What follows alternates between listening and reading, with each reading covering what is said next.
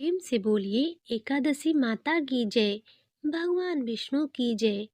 प्रिय भक्तों, आज की इस वीडियो में आप जानेंगे कि उत्पन्ना एकादशी कब है, पूजा का शुभ मुहूर्त, सभी महत्वपूर्ण तिथियां और पारण का शुभ मुहूर्त क्या होगा, और जो लोग पहली बार व्रत रखना चाहते हैं तो वे व्रत की शुरुआत कैसे रखेंगे। इन सभी की जानकारी आपको इस वीडियो में प्राप्त होगी। अगर आपको यह वीडियो पसंद आए तो वीडियो को लाइक करना ना भूलें और चैनल को सब्सक्राइब करें और कमेंट में जय श्री हरि विष्णु अवश्य लिखें। हिंदू पंचांग के अनुसार इस बार एकादशी तिथि 14 नवंबर शुक्रवार को रात 12:50 से शुरू हो रही है, जिसका समापन होगा 16 नवंबर दिन रविवार को सुबह 2:37 पर। ऐसे में इस बार एकादशी का व्रत केवल और केवल 15 नवंबर दिन शनिवार को ही रहेगा।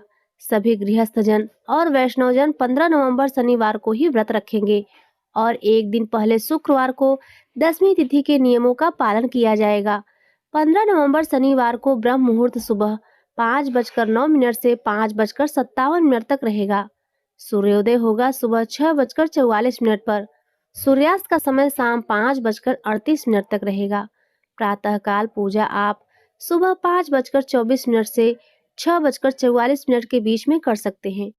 शाम की पूजा 5:27 से 6:47 के बीच में आप कर सकते हैं।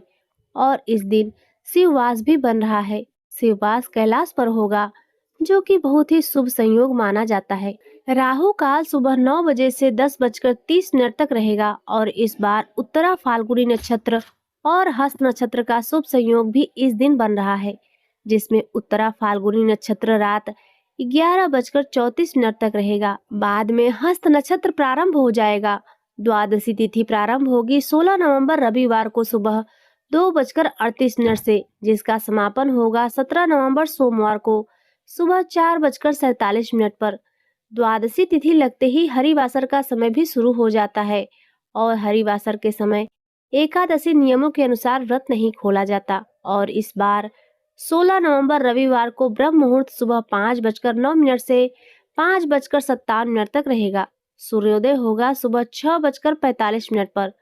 सूर्यास्त का समय 5:37 पर।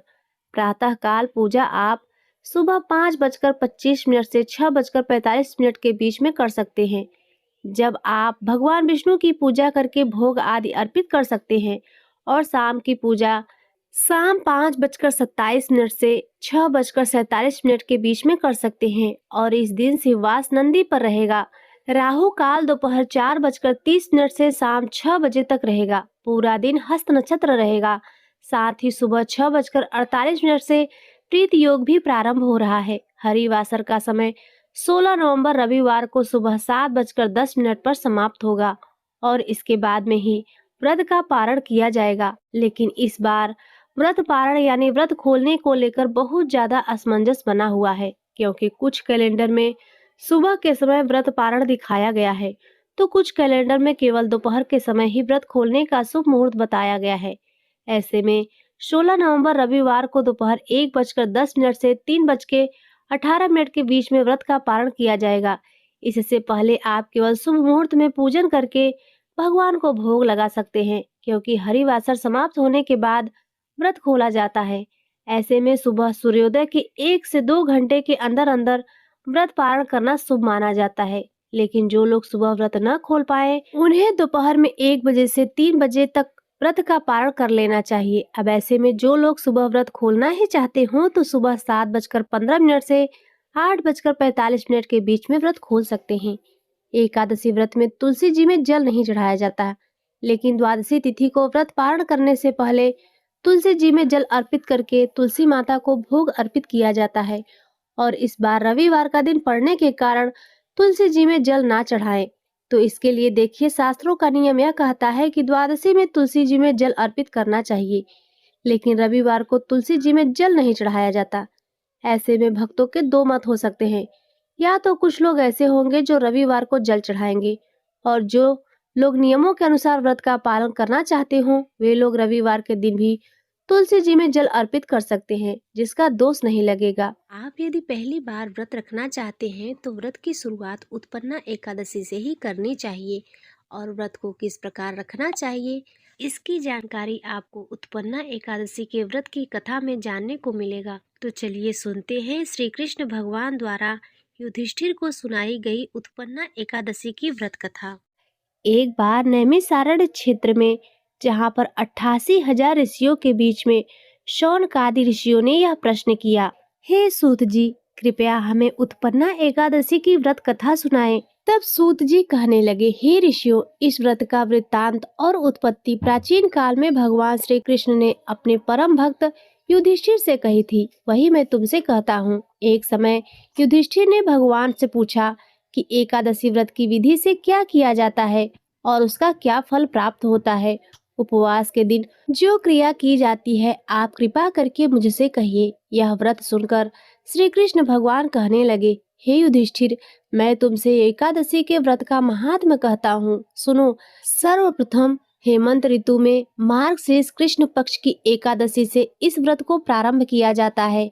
दशमी को सायंकाल भोजन के बाद अच्छी प्रकार से दातून करें ताकि अन्न का अंश मुंह में न रह जाए। रात्रि को भोजन कदापि न करें, न अधिक बोले। एकादशी के दिन प्रातः 4 बजे उठकर सबसे पहले व्रत का संकल्प करें। इसके पश्चात शौच आदि से निवृत्त होकर शुद्ध जल से स्नान करें। व्रत करने वाला चोर, पाखंडी, पर स्त्रीगामी, निंदक, मिथ्याभाषी तथा किसी भी प्रकार के पापी से बात न करे। स्नान के पश्चात धूप, दीप, नैवेद्य आदि 16 चीजों से भगवान का पूजन करें और रात को दीप दान करें। रात्रि में सोना या प्रसंग नहीं करना चाहिए। सारी रात भजन कीर्तन आदि करना चाहिए। जो कुछ पहले जाने अनजाने में पाप हो गए हों, उनकी क्षमा मांगनी चाहिए। धर्मात्मा पुरुषों को कृष्ण पक्ष और शुक्ल पक्ष दोनों पक्षों की एकादशियों को समान समझना चाहिए। जो मनुष्य इस विधि के अनुसार एकादशी का व्रत करते हैं, उन्हें शंखोद्धार तीर्थ में स्नान करने, भगवान के दर्शन करने से जो फल प्राप्त होता है, वह एकादशी व्रत के 16वें भाग के समान ही नहीं है। व्यतिपात के दिन दान देने से लाख गुना फल होता है, संक्रांति से 4 लाख गुना तथा सूर्य चंद्र ग्रहण में स्नान दान से जो पुण्य प्राप्त होता है, वही पुण्य एकादशी के दिन व्रत करने से मिलता है। अश्वमेघ यज्ञ करने से 100 गुना तथा 1 लाख तपस्वियों को 60 वर्ष तक भोजन कराने से 10 गुना तथा 10 ब्राह्मणों अथवा 100 ब्रह्मचारियों को भोजन कराने से 1000 गुना पुण्य भूमिदान करने से होता है। उससे 1000 गुना पुण्य कन्यादान से प्राप्त होता है। इससे भी 10 गुना पुण्य विद्यादान करने से होता है। विद्यादान से 10 गुना पुण्य भूखे को भोजन कराने से होता है। अन्नदान के समान इस संसार में कोई ऐसा कार्य नहीं जिससे देवता और पितर दोनों तृप्त होते हैं, परंतु एकादशी के व्रत का पुण्य सबसे अधिक होता है। 1000 यज्ञों से भी अधिक इसका फल होता है। इस व्रत का प्रभाव देवताओं के लिए भी दुर्लभ है। रात्रि को भोजन करने वाले को उपवास का आधा फल मिलता है और दिन में एक बार भोजन करने वाले को आधा ही फल प्राप्त होता है। जबकि निर्जल व्रत रखने वाले का महात्म तो देवता भी वर्णन नहीं कर सकते। युधिष्ठिर कहने लगे, हे भगवान, आपने हजारों यज्ञ और लाख गौदान को भी एकादशी व्रत के बराबर नहीं बताया, सो यह तिथि सब तिथियों से उत्तम कैसे हुई, बताइए। भगवान कहने लगे, हे युधिष्ठिर, सतयुग में मूर नामक दैत्य का उत्पन्न हुआ। वह बड़ा बलवान और भयानक था। उस प्रचंड दैत्य ने इंद्र, आदित्य, वसु, वायु, अग्नि आदि सभी देवताओं को पराजित करके भगा दिया। तब इंद्र सहित सभी देवताओं ने भयभीत होकर भगवान शिव से सारा वृत्तांत कहा और बोले, हे कैलाशपति, मूर दैत्य से भयभीत होकर सब देवता मृत्यु लोक से फिर रहे हैं। तब भगवान शिव ने कहा, हे देवताओं, तीनों लोकों के स्वामी, भक्तों के दुखों का नाश करने वाले भगवान विष्णु की शरण में जाओ, वे ही तुम्हारे दुखों को दूर कर सकते हैं। शिव जी के ऐसे वचन सुनकर सभी देवता क्षीर सागर में पहुंचे। वहां भगवान को शयन करते देख हाथ जोड़कर उनकी स्तुति करने लगे। हे देवताओं द्वारा स्तुति करने योग्य प्रभु, आपको बारंबार नमस्कार है। देवताओं की रक्षा करने वाले मधुसूदन, आपको नमस्कार है। आप हमारी रक्षा करें। दैत्यों से भयभीत होकर हम सब आपकी शरण में आए हैं। आप इस संसार के कर्ता, माता पिता, उत्पत्ति और पालन करता और संहार करने वाले हैं। सबको शांति प्रदान करने वाले हैं। आकाश और पाताल भी आप ही हैं। सबके पितामह ब्रह्मा, सूर्य, चंद्र, अग्नि, सामग्री, होम, आहुति, मंत्र, तंत्र, जप यजमान यज्ञ कर्म करता भोक्ता भी आप ही हैं। आप सर्वव्यापक हैं। आपके सिवा तीनों लोकों में चर तथा अचर कुछ भी नहीं है। हे भगवान, दैत्यों ने हमको जीत कर स्वर्ग से भ्रष्ट कर दिया है और हम सब देवता इधर उधर भागे भागे फिर रहे हैं। आप उन दैत्यों से हम सबकी रक्षा करें। इंद्र के ऐसे वचन सुनकर भगवान विष्णु कहने लगे कि हे इंद्र, ऐसा मायावी दैत्य कौन है जिसने सब देवताओं को जीत लिया है? उसका नाम क्या है? उसमें कितना बल है और किसके आश्रय में है तथा उसका स्थान कहाँ है? यह सब मुझसे कहो। भगवान के ऐसे वचन सुनकर इंद्र बोले, भगवान, प्राचीन समय में एक नाड़ी जंग नामक राक्षस था। उसके महापराक्रमी और लोक विख्यात मूर नाम का एक पुत्र हुआ। उसकी चंद्रावती नाम की नगरी है। उसी ने सब देवताओं को स्वर्ग से निकालकर वहां अपना अधिकार जमा लिया है। उसने इंद्र, अग्नि, वरुण, यम, वायु, ईश्वर, चंद्रमा, नेतृत्व आदि सबके स्थान पर अधिकार कर लिया है। सूर्य बनकर स्वयं ही प्रकाश करता है, स्वयं ही मेघ बनकर बैठा है और सबसे अजेय है। हे असुर निकंदन, उस दुष्ट को मारकर देवताओं को अजेय बनाइए। यह वचन सुनकर भगवान ने कहा, हे देवताओं, मैं शीघ्र ही उसका संहार करूंगा। तुम चंद्रावती नगरी जाओ। इस प्रकार कहकर भगवान सहित सभी देवताओं ने चंद्रावती नगरी की ओर प्रस्थान किया। उस समय दैत्य मूर सेना सहित युद्ध भूमि में गरज रहा था। उसकी भयानक गर्जना सुनकर सभी देवता भय के मारे चारों दिशाओं में भागने लगे। जब स्वयं भगवान रणभूमि में आए तो दैत्य उन पर भी अस्त्र शस्त्र आयुध लेकर दौड़े। भगवान ने उन्हें सर्प के समान अपने बाणों से बीध डाला। बहुत से दैत्य मारे गए, केवल मूर बचा रहा। वह अविचल भाव से भगवान के साथ युद्ध करता रहा। भगवान जो भी तीक्ष्ण बाण चलाते वह उसके लिए पुष्प सिद्ध होता। उसका शरीर छिन्न भिन्न हो गया, किंतु वह लगातार युद्ध करता रहा। दोनों के बीच मल्ल युद्ध भी हुआ। 10,000 वर्ष तक उनका युद्ध चलता रहा, किंतु मूर नहीं हारा। थककर भगवान बद्रिका आश्रम चले गए। वहां हेमंतवती नामक सुंदर गुफा थी। उसमें विश्राम करने के लिए भगवान उसके अंदर प्रवेश कर गए। यह गुफा 12 योजन लंबी थी और उसका एक ही द्वार था। विष्णु भगवान वहां योग निद्रा की गोद में सो गए। मोर भी पीछे पीछे आ गया और भगवान को सोया देखकर मारने को उद्धत हुआ। तभी भगवान के शरीर से उज्जवल कांतिमय रूप वाली देवी प्रकट हुई। देवी ने राक्षस मोर को ललकारा, युद्ध किया और उसे तत्काल ही मौत के घाट उतार दिया। श्री हरि जब योग निद्रा की गोद से उठे तो सब बातों को जानकर उस देवी से कहा कि आपका जन्म एकादशी के दिन हुआ है, अतः आप उत्पन्ना एकादशी के नाम से पूजित होंगी। आपके भक्त वही होंगे जो मेरे भक्त हैं। जो भी मनुष्य तुम्हारा आदर नहीं करेगा उसे मेरी सच्ची भक्ति प्राप्त नहीं होगी। तुम्हारी पूजा मेरी पूजा से कम नहीं होगी। आज से तुम सभी तिथियों में सर्वश्रेष्ठ होगी। तुम्हारे व्रतों के पालन से अधर्म, पाप और दरिद्रता का नामो निशान मिट जाएगा। जो मनुष्य इस दिन पूर्ण निष्ठा और सच्ची भक्ति के साथ तुम्हारा व्रत करेगा उसे जीवन काल में समस्त सुखों की प्राप्ति होगी और अंत में वह मेरे परम धाम वैकुंठ लोक को प्राप्त करेगा। जो भक्त तुम्हारे प्रति श्रद्धा रखेगा वही मेरा सच्चा भक्त कहलाएगा। इस प्रकार एकादशी माता ने स्वयं जगतपति श्री हरि विष्णु से यह अद्वितीय वरदान प्राप्त किया। यह केवल एक व्रत की कथा नहीं बल्कि यह मनुष्य के लिए मोक्ष का द्वार खोलने वाली तिथि है। यह सत्य है कि जो भी प्राणी एकादशी के व्रत को श्रद्धा पूर्वक और विधि विधान से करता है उसके जन्म जन्मांतर के पाप नष्ट हो जाते हैं। उस व्रत को न केवल इस लोक में सुख और समृद्धि मिलती है बल्कि मृत्यु के उपरांत वह पुनर्जन्म के चक्र से छूटकर मोक्ष प्राप्त करता है। अतः यह उत्पन्ना एकादशी ही वह दिव्य सीढ़ी है जिस पर कदम रखकर मनुष्य सीधे वैकुंठ लोक में भगवान विष्णु के चरणों का आश्रय पा सकता है। तो प्रेम से बोलिए, एकादशी माता की जय, विष्णु भगवान की जय। प्रिय भक्तों, अब आइए सुनते हैं एकादशी व्रत की एक और कथा। इस कथा को सुने बिना एकादशी का व्रत पूर्ण नहीं माना जाता। एक बार एक बूढ़ी माँ ने एकादशी का व्रत रखा। बड़ा ही भाव भक्ति से पूजा अर्चना की। उन्हें वृद्धावस्था में क्या बाधा थी, वह तो अपने पुत्र पौत्रों की सुख सुविधा के लिए व्रत किया करती थी। वे दिन भर तो जरा कठोर मन से करके प्यास को रोके रही और दिन में ब्राह्मणों को मिट्टी के पात्र में भरकर पानी और ऋतु फल दान किए। दोने भर भर के चीनी और दही वितरण किया। उन्हें गर्मी के कारण बहुत बेचैनी हो रही थी। इसी कारण वे बहुत देर तक पानी में पड़ी रहीं, मुंह धोती रहीं। तब कहीं थोड़ा बहुत धैर्य बंध पाया। धूप तो तेज पड़ ही रही थी, इस कारण बार बार मुंह सूख रहा था। बहुत बेचैनी हो रही थी, एक तो बुढ़ापा और दूसरा यह भयंकर गर्मी। वृद्धावस्था की स्थिति तो कुछ दूसरे ही प्रकार की होती है। जैसे तैसे रो धो करके दिन कट पाया। अब पहाड़ सी रात सामने थी, उनका कटना बड़ा कठिन दिखाई दे रहा था। खटिया पर पड़े पड़े शांति नहीं मिल रही थी। वे बार बार करवट बदल रही थी। अनेक बार वे बाहर जाती और भीतर आती, उन्हें घर के अंदर शांति नहीं थी। वे खटिया पर पड़ी पड़ी एकादशी माता का स्मरण करती रही। वे कहती रही कि हे माता जी, आप मेरी लाज रखिएगा, आप ही मुझे शांति दे दीजिएगा, जिससे मैं यह व्रत कर सकूं और यह पहाड़ सी रात शांति पूर्वक व्यतीत हो सके। प्यास के कारण बूढ़ी माँ की बेचैनी तो बढ़ ही रही थी।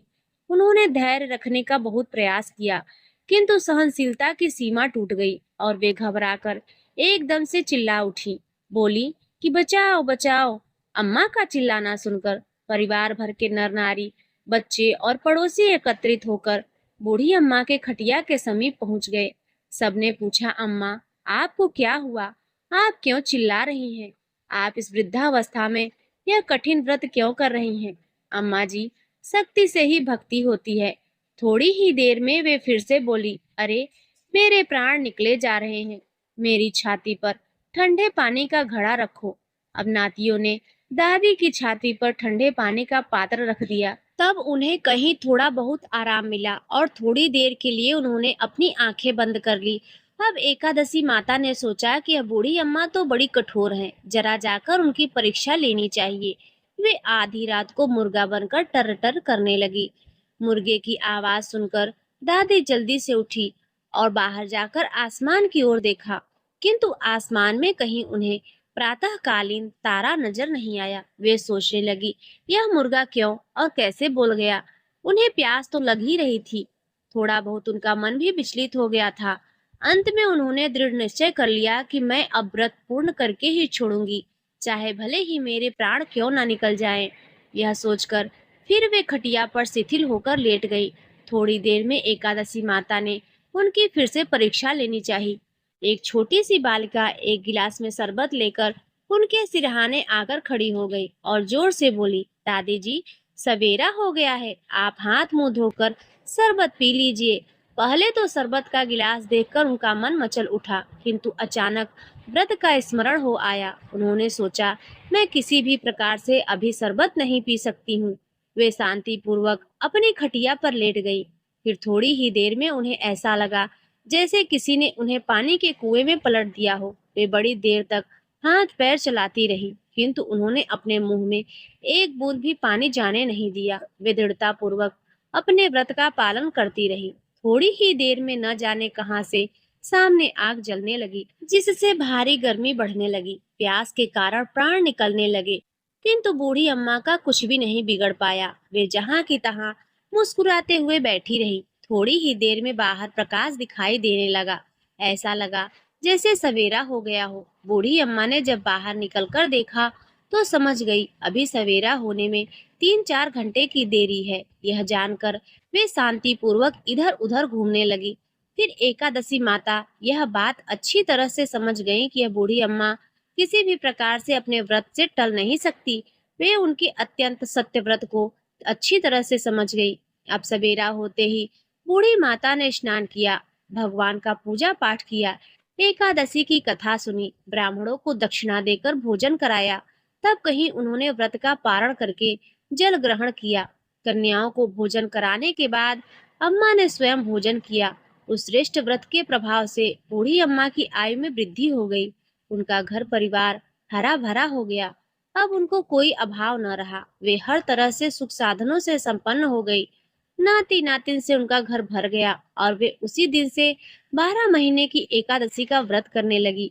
एकादशी का व्रत करने के प्रताप से इस संसार में हर प्रकार के सुख भोग कर अंत में वह वैकुंठ धाम को चली गई। जैसे एकादशी माता ने बूढ़ी माता और उनके परिवार को हरा भरा किया, ऐसे ही एकादशी माता हम सभी की मनोकामनाओं को पूर्ण करें। बोलिए श्री लक्ष्मी नारायण भगवान की जय। प्रिय भक्तों, अब आइए सुनते हैं एकादशी की चालीसा। श्री एकादशी चालीसा।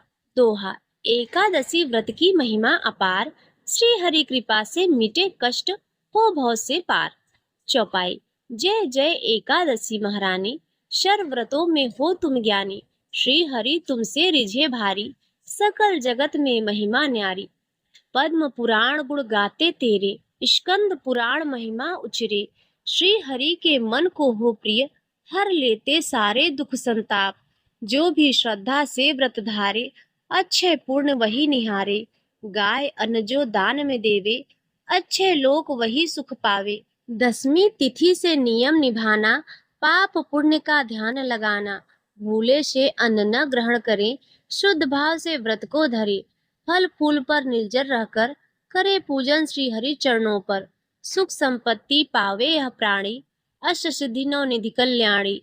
द्वादशी को करे पारण शुभ, पाप ताप सब हो जाए लुप्त।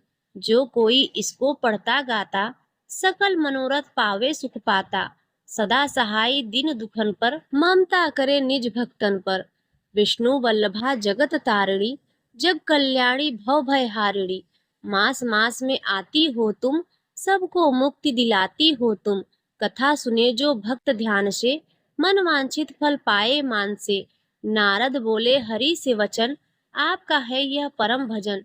एकादशी महाव्रत अति शुभ, कष्ट मिटाती हरती अशुभ। करुणामयी दया की सागर, भक्ति भाव से पूजे नागर। जो भी व्रत को नियम से करता, वो भव सागर से है तरता। एकादशी का महात्म भारी, गावे वेद और दुनिया सारी। जो भी पढ़े यह चालीसा, हरि कृपा से मिले सुप्रतासा। दोहा। एकादशी व्रत जो अपनाए, सकल मनोरथ सिद्ध हो जाए। श्रद्धा से जो व्रत को धाये, श्री चरणों में सुख वह पाए। इति श्री एकादशी चालीसा संपूर्ण। प्रिय भक्तों, अब आइए सुनते हैं एकादशी माता की आरती। ओम जय एकादशी जय एकादशी जय एकादशी माता। विष्णु पूजा व्रत को धारण कर शक्ति मुक्ति पाता। ओम जय एकादशी माता। विष्णु पूजा व्रत को धारण कर शक्ति मुक्ति पाता। तेरे नाम गिनाऊं देवी भक्ति प्रदान करिनी। गण गौरव की देनी माता शास्त्रों में वरिनी। ओम जय एकादशी माता। विष्णु पूजा व्रत को धारण कर शक्ति मुक्ति पाता। मार्ग शीर्ष के कृष्ण पक्ष की उत्पन्ना विश्वतारिणी जन्मी। शुक्ल पक्ष में हुई मोक्षदा मुक्तिदाता बन आई। ओम जय एकादशी माता। विष्णु पूजा व्रत को धारण कर शक्ति मुक्ति पाता। पौष के कृष्ण पक्ष की सफला नामक है। शुक्ल पक्ष में होए पुत्र दा आनंद अधिक रहे। ओम जय एकादशी माता। विष्णु पूजा व्रत को धारण कर शक्ति मुक्ति पाता।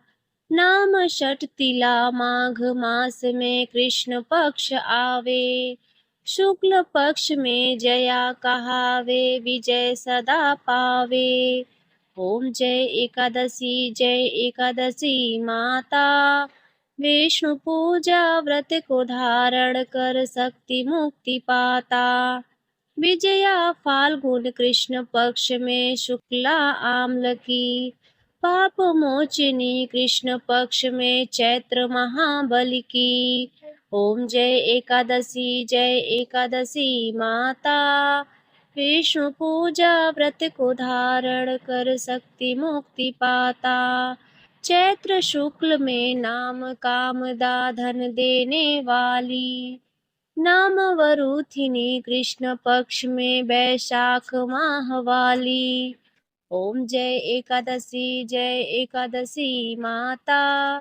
विष्णु पूजा व्रत को धारण कर शक्ति मुक्ति पाता। शुक्ल पक्ष में होय मोहिनी अपराजेष्ट कृष्ण पक्षी। नाम निर्जला सब सुख करने शुक्ल पक्ष रखी। ओम जय एकादशी माता। विष्णु पूजा व्रत को धारण कर शक्ति मुक्ति पाता। योगिनी नाम आषाढ़ में जानो कृष्ण पक्ष करनी। देवशयनी नाम कहायो शुक्ल पक्ष धरनी। ओम जय एकादशी माता। विष्णु पूजा व्रत को धारण कर शक्ति मुक्ति पाता। कामिका श्रावण मास में आवे कृष्ण पक्ष कहिए। श्रावण शुक्ला होय पवित्रा आनंद से रहिए। ओम जय एकादशी माता।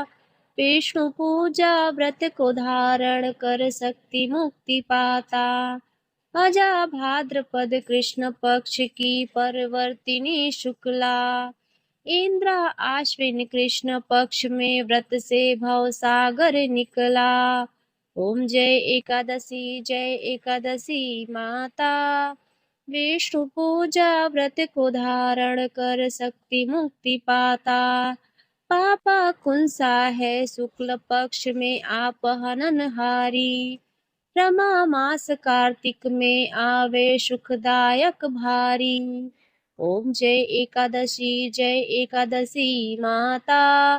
विष्णु पूजा व्रत को धारण कर शक्ति मुक्ति पाता। देवोत्थाने शुक्ल पक्ष की दुख नाशक मैया। पावन मास में करो विनती पार करो नैया। ओम जय एकादशी माता। विष्णु पूजा व्रत को धारण कर शक्ति मुक्ति पाता। परमा कृष्ण पक्ष में होती जन मंगल करिनी। शुक्ल मास में होय पद्मिनी दुख दारिद्र हरिणी। ओम जय एकादशी माता। विष्णु पूजा व्रत को धारण कर शक्ति मुक्ति पाता। जो कोई आरती एकादशी की भक्ति सहित गावे। जन गुर दिता स्वर्ग का वासा निश्चय वह पावे। ओम जय एकादशी माता। विष्णु पूजा व्रत को धारण कर शक्ति मुक्ति पाता। ओम जय एकादशी माता। विष्णु पूजा व्रत को धारण कर शक्ति मुक्ति पाता। तो प्रेम से बोलिए माँ एकादशी की जय, लक्ष्मी नारायण भगवान की जय। प्रिय भक्तों, यदि आपको आज की एकादशी की कथा, चालीसा, आरती यदि पसंद आई हो तो वीडियो को लाइक जरूर करें। चैनल पर यदि पहली बार आए हो तो सब्सक्राइब भी कर लें और कमेंट में जय श्री हरि विष्णु अवश्य लिखें।